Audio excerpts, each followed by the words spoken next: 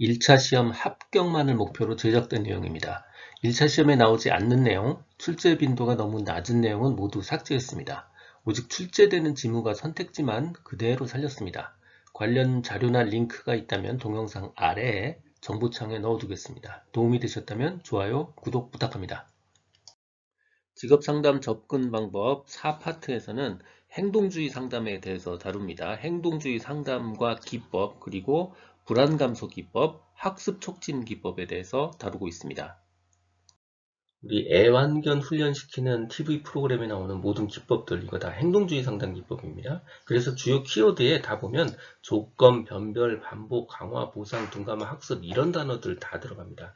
그리고 우리가 초중고등학교를 다니면서 배웠던 모든 기법들, 당했던 모든 기법들, 이거 다 행동주의 상담입니다. 그래서 알고 보면 원인도 해법도 다 몽땅 다 학습이에요. 자, 행동주의 상담 기법이요. 학습을 촉진시키고 불안을 감소시키는 기법을 사용해서 결국 행동 변화에 초점을 두는 겁니다. 행동 변화에 초점을 두는 학습 기법, 이게 바로 행동주의 상담 기법입니다. 대표적 상담 기법은 제일 유명한 거 3개 있어요. 체계적 둔감화, 상표제도, 사회적 모델링, 이렇게 3개가 있고요.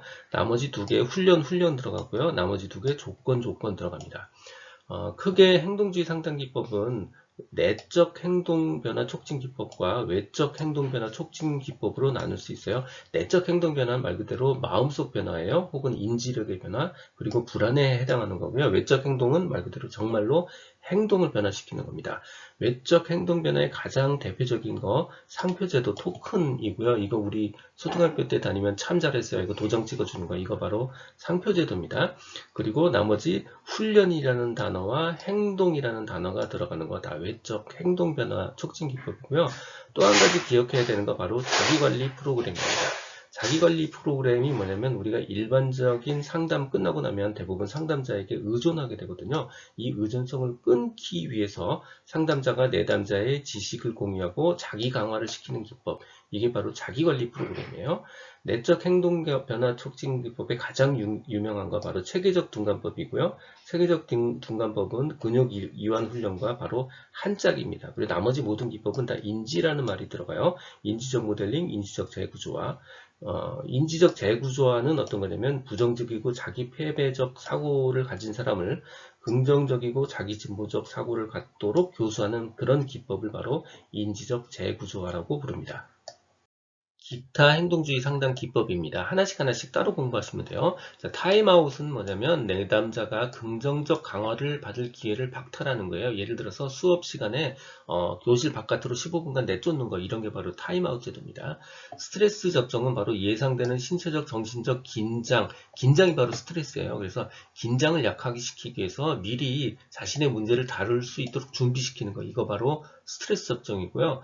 과잉 교정은 문제의 행동에 대한 행동 대안이 없거나 효과적 강화 인자가 없을 때, 한마디로 간식 못 줄 때, 이럴 때 쓰는 기법입니다. 가장 대표적인 예로는 어떤 게 있냐면 밥을 먹으면서 일부러 막 밥알을 흘리는 그런 학생이 있다고 하면 그 학생한테 자기가 흘린 것만 치우게 하는 게 아니고 교실을 다 한꺼번에 치우게 하는 거예요. 이게 과잉 교정입니다.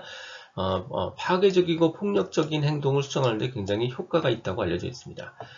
구스타인이 말하는 내담자가 의사결정을 내리지 못하는 원인, 굉장히 여러 가지가 있어요. 여러 가지가 있는데 우리가 기억해야 되는 건 딱 하나입니다. 바로 무결단성이에요. 다행히 기억하기 좋아요. 첫 번째, 결단을 내리지 못하고요. 그래서 결국 무력감을 느낍니다. 그래서 무결단성입니다. 기억하기가 좋습니다.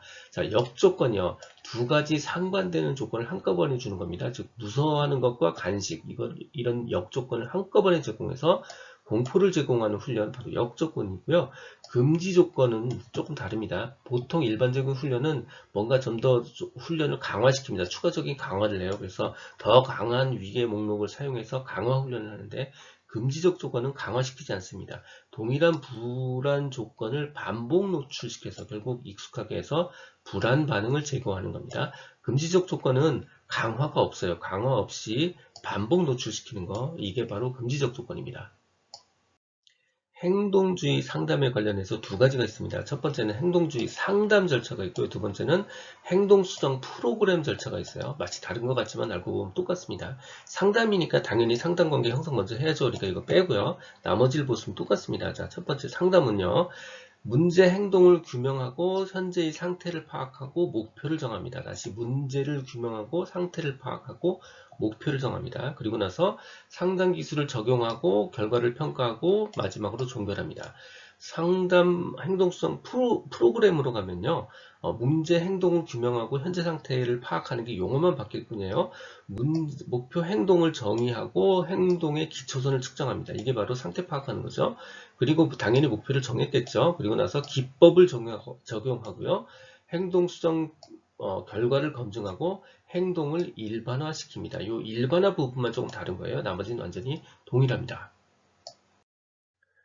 듣고 계신 강의는 직업상담사 2급 초단기 합격 비법의 핵심 내용 파트입니다. 교재에는 2002년부터 지금까지 20여 년간의 모든 문제를 분석해서 중복된 문제나 제도 등이 변해서 출제될 수 없는 형태의 문제, 그리고 난이도 조정을 위해서 출제한 지역적 문제를 제거하고 2,800여 개의 문제를 모았습니다. 이 한 권만으로 완벽한 수험 준비가 될 수 있도록 했습니다. 군더더기 없는 핵심 이론 파트, 그리고 단원별 완벽한 기출문제집 파트로 구성했습니다. 교보문고 예스24 등 상용 전자책 형태, 인쇄 가능한 PDF 파일 형태, 종이책 형태, 그리고 스마트폰 앱 형태 등 필요에 따라 다양한 형태로 구입할 수 있습니다. 동영상 아래의 댓글에 구매 링크를 넣어드렸습니다. 행동주의 상담 기법 중 가장 많이 출제되는 거 바로 체계적 동감법입니다. 대표적인 불안 감소 행동주의 상담 기법이고요. 공포와 불안이 원인이 되는 부적응 행동이나 회피 행동을 치료하는데 가장 효과적 기법으로 알려져 있습니다. 방법은 3단계로 이루어져 있어요. 자, 첫 번째는 근육 이완 훈련을 하고요. 이완법이라고도 불러요. 그리고 나서 불안 위계 목록을 작성합니다. 낮은 레벨의 불안과 높은 레벨의 불안을 단계별로 위계 목록을 작성하는 거죠. 그리고 마지막으로 점점 강도를 올려가면서 둔감화 훈련을 합니다.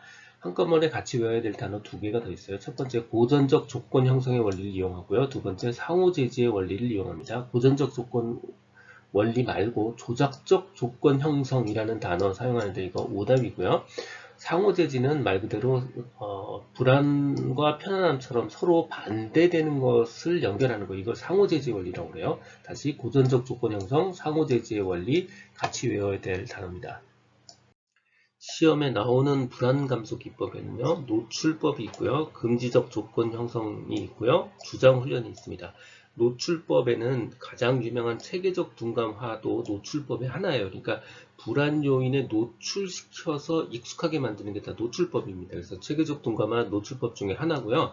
비슷한 거 혐오 치료, 홍수법 같은 게 있습니다. 금지적 조건 형성은 다 비슷한데 추가적인 강화가 없어요. 추가적인 강화 없이 불안에 반복적으로 불안을 제시하는 거, 이게 금지적 조건 형성이고요. 마지막으로 주장 훈련은 감정 표현을 하게 만드는 겁니다. 뭐 예를 들어서 중국집에 갔는데 선택 못하는 사람들을 그냥 무조건 난 짜장이 좋아, 난 짬뽕이 싫어, 이렇게 정확하게 자기 감정을 표현하게 훈련을 시키는 겁니다. 그래서 불안에 역제지하는 방법으로 사용하는 거고요.